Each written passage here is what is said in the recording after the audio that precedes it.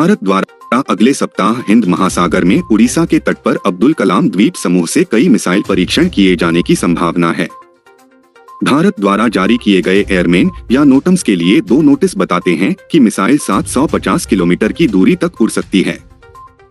यह ऐसे समय में आया है जब भारत और चीन के बीच तनाव बहुत अधिक चल रहा है और वास्तविक नियंत्रण रेखा पर भारतीय और चीनी सैनिकों के बीच चल रहा सीमा गतिरोध अपने तीसरे वर्ष में प्रवेश कर गया है।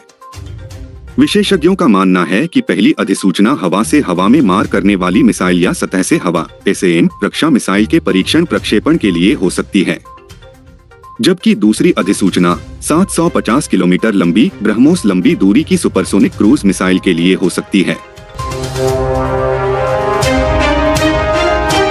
रूस ने संयुक्त परियोजनाओं के लिए क्लस्टर निवेश प्लेटफॉर्म की एक नई योजना प्रस्तावित की है, जो आसान ऋण, सब्सिडी और बीमा प्रीमियम और आयकर के लिए वरीयता प्रदान करेगी। व्यापार, आर्थिक, वैज्ञानिक, तकनीकी और सांस्कृतिक सहयोग इरिक्टक पर भारत रूस अंतरसरकारी आयोग की मंगलवार की बैठक में इस विचार पर चर्चा की जाएगी। विदेश मंत्री एस जयशंकर ने कहा कि 2025 तक $30 अरब के लक्ष्य के विपरीत 2022 से 23 में द्विपक्षीय व्यापार $45 अरब होगा। उन्होंने प्रमुख क्षेत्रों के रूप में भुगतान, रसद और प्रमाणन की पहचान की और नोट किया कि रूस 9 वर्षों के लिए स्वच्छता और पादप स्वच्छता उपायों को संबोधित करने में विफल रहा है। बेंगलुरु के केम्पेगौड़ा अंतर्राष्ट्रीय हवाई अड्डे KIA पर खड़े 2 B-1B लांसर सोशल मीडिया पर चर्चा का विषय बने हुए हैं। USAF का B-1B बमवर्षक, जिसका उपनाम द बोन है, भारत में एक्सरसाइज स्कोप इंडिया 23 के हिस्से के रूप में है, जो पानागढ़ और वायुसेना, राफेल, तेजस और जगुआर लड़ाकू विमान शामिल हैं। रक्षा मंत्रालय ने कहा कि इस अभ्यास से दोनों वायुसेनाओं के बीच पेशेवर संबंध बढ़ाने में मदद मिलेगी। विरासत संग्रहालय, जिसका उद्घाटन 8 मई को किया जाएगा, स्वतंत्रता के बाद से युद्धों में IAF की भूमिका को उजागर करने वाली 40 लघु प्रचार फिल्में दिखाएगा। इन फिल्मों में 1947 में भारतीय सेना के पहले सैनिकों को उतारने, कारगिल युद्ध और बालाकोट हवाई हमलों में भारतीय वायुसेना की भूमिका को दिखाया जाएगा।